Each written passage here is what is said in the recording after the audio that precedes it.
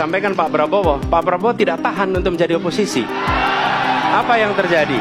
Beliau sendiri menyampaikan bahwa tidak berada dalam kekuasaan membuat tidak bisa berbisnis, tidak bisa berusaha. Karena itu harus berada dalam kekuasaan. Kekuasaan lebih dari soal bisnis, kekuasaan lebih dari soal uang, kekuasaan soal kehormatan untuk menjalankan kedaulatan rakyat.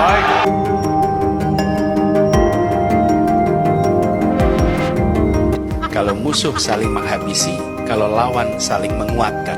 Dan kita semua adalah anak-anak bangsa yang sedang berjuang bersama-sama untuk memajukan, menghadirkan perubahan, menghadirkan keadilan, menghadirkan kesejahteraan. Itu semua yang kita kerjakan.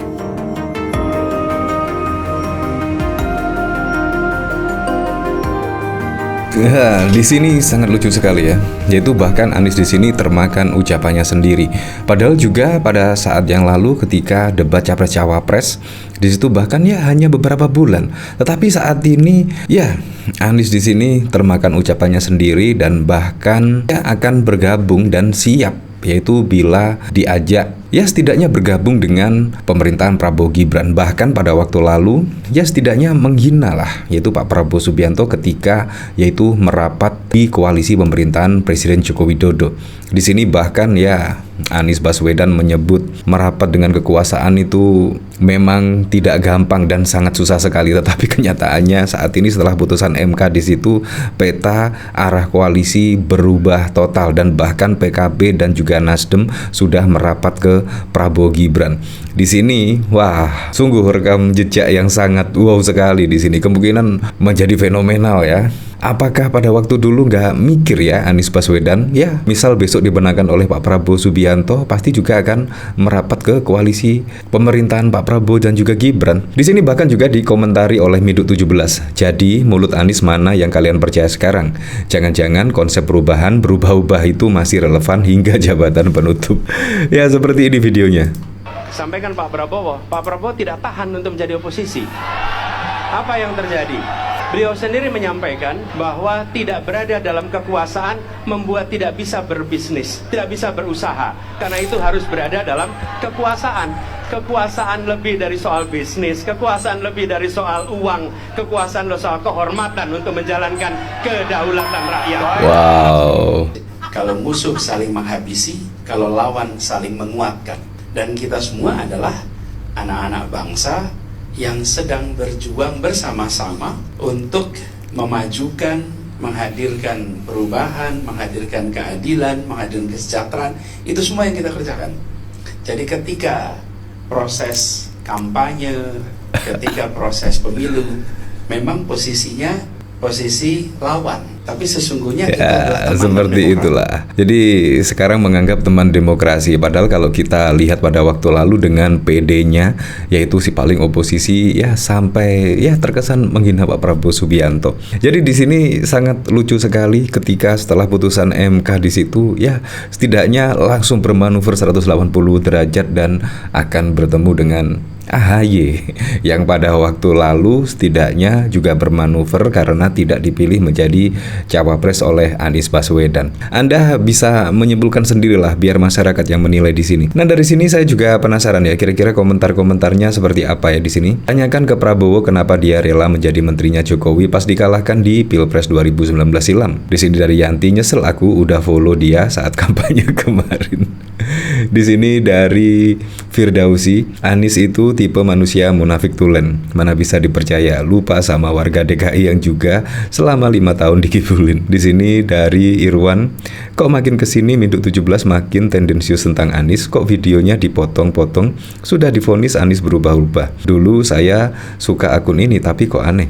Ya, kalau memang pada waktu lalu ketika melihat videonya pada saat debat Capres dan Cawapres ya terlihatlah Anies di situ bahkan setidaknya ya mengolok-olok Pak Prabowo ketika menjadi koalisi dari pemerintahan Presiden Joko Widodo. Apalagi kalau kita melihat track record dari Pak Prabowo Subianto di situ bahkan juga sudah 2 kali melawan Presiden Joko Widodo pada Pilpres. Tetapi tiba-tiba merapat ke koalisi Presiden Joko Widodo, dan di situ juga sebenarnya juga menguntungkan Anies Baswedan. Karena apa? Karena pendukung-pendukung Pak Prabowo Subianto yang pada waktu lalu itu pindah ke Anies Baswedan. Seharusnya bersyukur dengan bermanuvernya yaitu Pak Prabowo Subianto ke Presiden Joko Widodo, karena pendukungnya ya banyak yang mendukung Anies Baswedan pada Pilpres yang lalu. Di sini yakin 1000% Anies berada di oposisi, bukan level Anies lagi jadi menteri karena sudah jadi tokoh nasional, dan itu yang bedain Prabowo AHY dengan Anies. Apa sih ini? Sangat lucu sekali.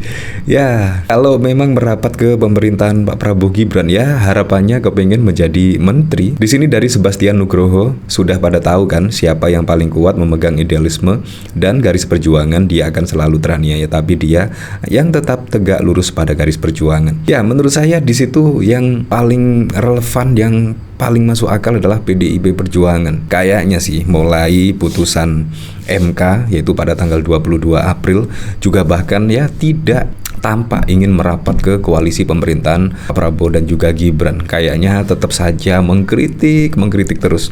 Kayaknya juga akan berada di oposisi atau berada di luar pemerintahan. Kalau menurut saya sangat berbeda sekali, yaitu ketika Nasdem dan PKB saat ini ya mendukung Pak Prabowo. Di sini Nasdem PKB membelot dukung Prabowo, oposisi kurus, tersisa PDIP dan juga PKS.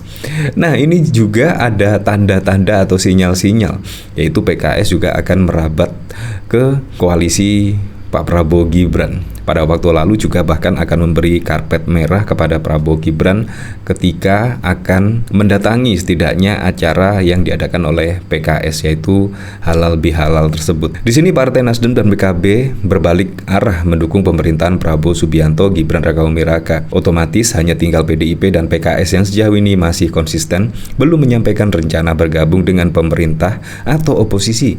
Nasdem dan PKB awalnya dua partai mendukung Anies Baswedan dan Muhaimin Iskandar, rival Prabowo Gibran di Pilpres 2024. Setelah KPU menetapkan pasangan calon 02 itu sebagai presiden dan wakil presiden terpilih, Nasdem dan PKB langsung membelot atau mendukung Prabowo dengan dalih untuk kepentingan rakyat. Koalisi pendukung pemerintahan di parlemen semakin gemuk. Menurut saya di sini juga ya sangat betul apa yang dikatakan oleh Anies ya.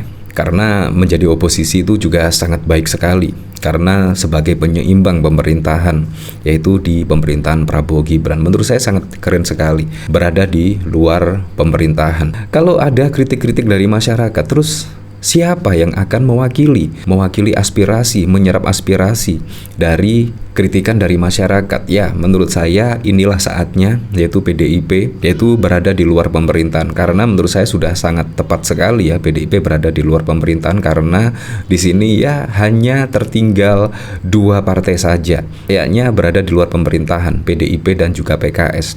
Walaupun ada PKS di situ, ya setidaknya memberikan sinyal untuk merapat, tetapi kayaknya ya kita lihat saja besok.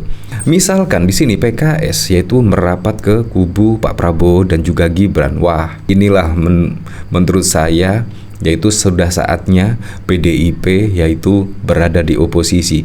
Sudah saatnya PDIP menurut saya berada di luar pemerintahan. Karena apa? Inilah momen yang tepat yaitu PDIP berada di oposisi. Karena besok akan ya setidaknya akan memanen hasilnya lah pada Pilpres 2029, karena PDIP akan menjadi penyeimbang yaitu pemerintahan Prabowo Gibran. Ya, memang wajib di sini. Biar pemerintahan tidak miring-miring seperti apa yang diucapkan pada waktu lalu oleh Presiden Joko Widodo. Ya, tapi saya berharap sih supaya di pemerintahan Pak Prabowo dan juga Gibran bisa merealisasikan semua program-program dan janji-janji kampanyenya sehingga bisa dirasakan manfaatnya langsung oleh masyarakat.